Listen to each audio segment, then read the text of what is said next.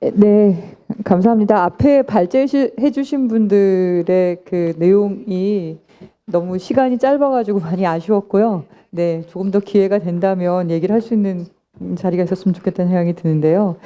어, 어, 어쨌든 안전 기준을 어떻게, 그러니까 규제 기준을 어떻게 둘 거냐는 그 원전 안전성을 확보하는데 굉장히 중요한 중요한 거라고 생각을 하는데.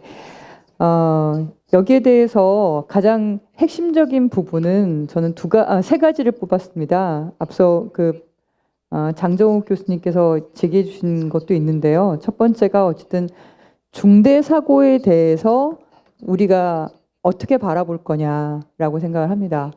중대 사고는 일어나지 않는다고 볼 거냐, 아니면 그걸 일어난다고 보고 대비를 할 거냐. 네, 지금까지 한국의 원전 안전 규제는 중대 사고가 일어나지 않는다는 전제로 가져왔던 게 아닌가라고 저희는 비판을 하고 있는데요. 물론 후쿠시마 원전 사고 이후에 관련된 안전장치를 추가로 보조적으로 넣긴 했지만, 그것이 과연 중대 사고가 일어난다는 전제하에서 설비 보완을 제대로 한 것인지에 대한 평가가 저희는 필요하다고 생각을 합니다. 그래서 이건 사후적인 몇 개의 설비를 추가하는 것이 아니라 안전규제 차원에서 중대사고를 하나의 항목으로 포함을 시켜서 거기에 따른 자체 설계 변경과 안전장치가 같이 고려가 돼야 되는데, 예를 들면 해외에서 이중 경납 건물을 설치를 할 때 우리나라는 여가 배기 설비를 하면 된다 이렇게 얘기를 하거든요. 근데 이중 경납 건물과 여가 배기 설비의 역할은 아예 다른 겁니다. 그러니까 사고 자체를 막기 위한 것과, 아니면 사고가 발생했을 때 방사성 물질을 바깥으로 빼는, 완화시키는 조치, 이 둘은 다른 차원의 다른 단계의 것인데 그것은 섞어서 사용한다든지, 그래서 중대 사고에 대한 대처를 좀 더 근본적인 차원에서 하나의 항목으로 도입을 해서 평가를 하는 게 필요하지 않겠냐 이런 생각이 들고요. 그리고 두 번째는 백피트 조항인데요. 제가 일본에서 후쿠시마 원전 사고 이후에 이걸 도입을 했다 이런 얘기를 들었는데, 한국에서도 규제기관에서 이게 이제 소급 조항이라고 얘기를 하더라고요. 그러니까 현재 가동 중인 원전은 우리나라는 운영 허가 당시의 기술 기준이 여전히 지금도 유효하다고 생각을 하면서 수명이 완료될 때까지, 그러니까 운영 허가가 설계 수명과 동일하고 그것이 완료될 때까지 초기, 그게 10년이든 20년이든 30년 전이든 그때 기술 기준이 여전히 적용이 되고 있다는 거죠.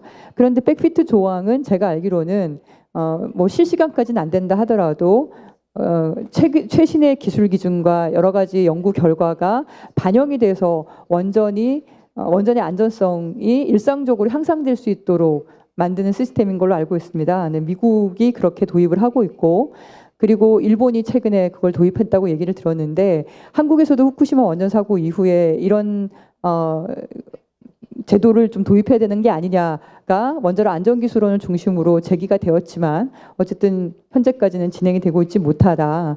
그래서 후쿠시마 원전 사고 이후에 전 세계에서 여러 가지 안전 규제를 강화하는 조치 중에 하나인 중대사고, 그다음에 이 백피트 조항, 소급 적용 조항, 이런 것이 가장 중요한 핵심 사항들이 아니겠냐 이렇게 보여지는 거죠. 제가 알기로는 프랑스도 일상적인 업그레이드를 하면 안전 향상을 하면서 특히 10년마다 한 번씩 하는 주기적 안전성 평가를 할 때 원전의 수준을 한 단계 업그레이드 하는 걸로 알고 있는데요. 그렇다면 우리나라는 그런 주기적 안전성 평가를 도입을 하고 있는데 또 그건 그럼 그런 업그레이드를 하고 있냐? 그러지 못하고 있고, 최근에 20년, 30년 된 원전들에서 우연히 발견된 그 경납 건물 철판 부식이나 아니면 콘크리트에서 구멍이 발생한 사건들이나 이런 걸 봤을 때도 일상적인 안전성 평가는 물론이거니와 10년에 한 번씩 하는 주기적 안전성 평가를 통해서 원전의 안전성을 제대로 조사하지 못하고 있다. 그 허점이 이번에 발견된 게 아니냐 생각이 들어서 이걸 좀 근본적으로 다시 점검할 필요가 있다고 생각합니다. 마지막으로는 이제 피난 계획의 필요성인데요. 이건 이제 중대사고랑 연결될 수밖에 없는 건데, 중대사고가 일어나지 않는다고 생각하고 있기 때문에 우리나라는 방사성 물질이 4에서 5km 안에 다 가두어진다고 생각해요. 더 이상은 번지지 않는다고 보는 겁니다.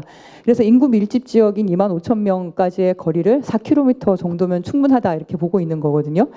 근데 이것의 전제는 이제 경납고물 안에서 그 스프레이처럼 물을 뿌려서 방사성 물질이 다 이렇게 가라앉힐 수 있다라고 전제를 하는 건데, 중대사고 단계에 들어가면 사실 물과 그 스프레이를 뿌려지는 물 스프레이가 뿌려지는 거는 전기와 물 공급이 원활했을 때에만 가능한 것인데, 그건 중대사고라고 또 볼 수 없는 거죠. 그러니까 중대사고라고 본다면 그렇게 스프레이가 이렇게 뿌려지는 거를 우리가 감안하지 않고 방사성 물질이 방출되는 것을 생각을 한다면 그 4km 규정 자체는 현실적이지 않다고 보여지는 거고, 거기에 따라서 현재 피난 계획이 없는 게 너무나 당연한 것처럼 보여지고 있는데, 원전 사고에 대한 방사성 물질 확산 시뮬레이션과 그리고 이런 대피 시나리오가 현실적으로 마련되는 게 필요하다. 이런 것들이 제대로 안 되는 게 이제 중대 사고에 대한 대처가 없는 게 아닌가라고 생각을 합니다.